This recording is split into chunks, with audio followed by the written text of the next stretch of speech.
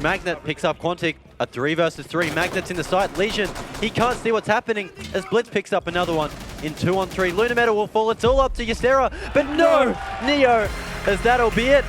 Fnatic will be headed to Atlantic City.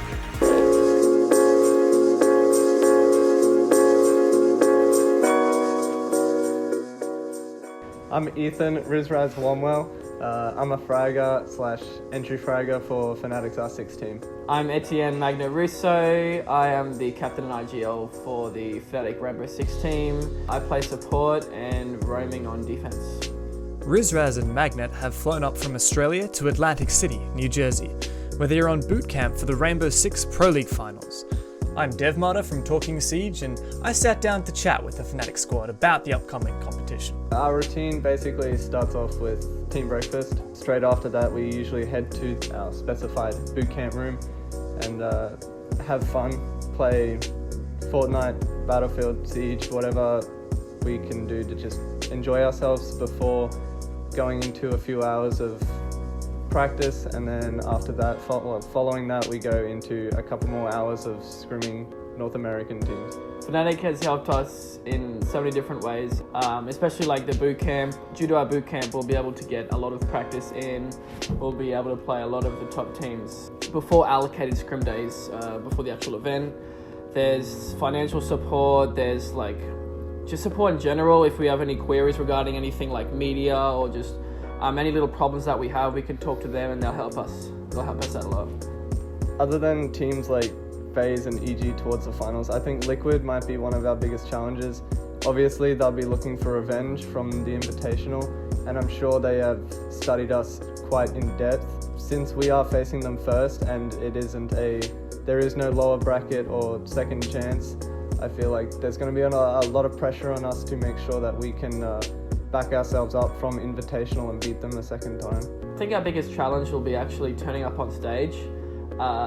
We tend to actually do that as a team. We're a team that plays really well on game day, but how you play on game day obviously affects how well you do, and it's just going to be a lot of pressure, like Riz said, to perform on game day against especially Liquid. But if we do get past the Liquid game, I think the hardest thing will be trying to change how we play so other teams just can't hard counter us. We've been hard countered in the past and it's really hard to play against that, but we just got to keep changing, keep adapting, and I think that's the biggest way to overcome sort of difficulties coming into games. For this season, obviously, first place is a goal of ours, but realistically, we want to aim for that top 4 spot. Beating Liquid would put us there for this finals, and I think I speak on the team's behalf to say that we can realistically get there, and it's something that we really, really want.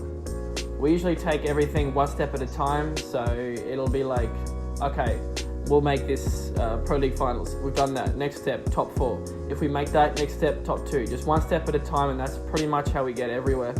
Fnatic has overcome a lot of challenges that confront APAC teams and pushed yourselves to be among the top. What advice would you give to aspiring teams in order to reach that next level of competition?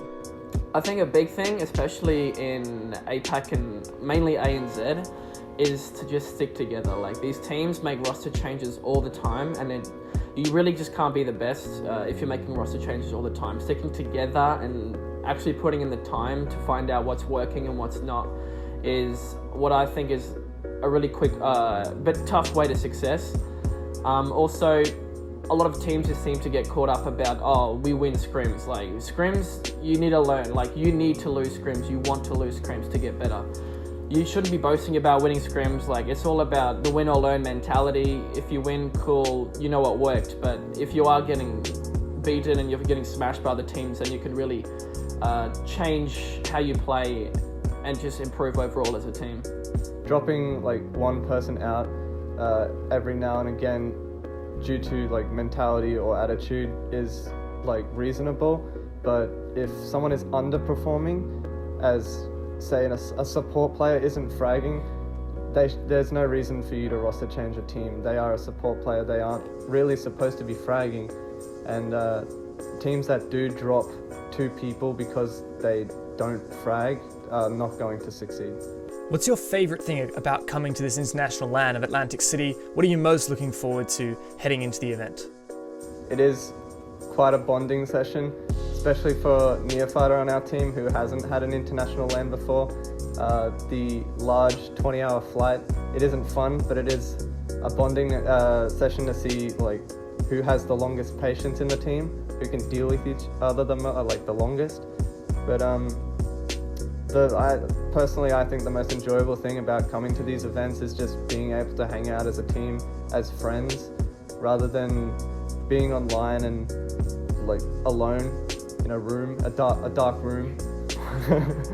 For me, it's just competing. Like, you play and you practice so many hours for just those 2-3 hours on stage.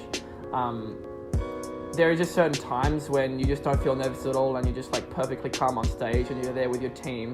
Like it's an accumulation of so much that just goes into the games you play, and that's for me one of the biggest things. Secondly, we're just seeing everyone, like obviously hanging out with the team is great, but like meeting all these different people from like other regions and the casters and whatnot, it's just really, really, really great.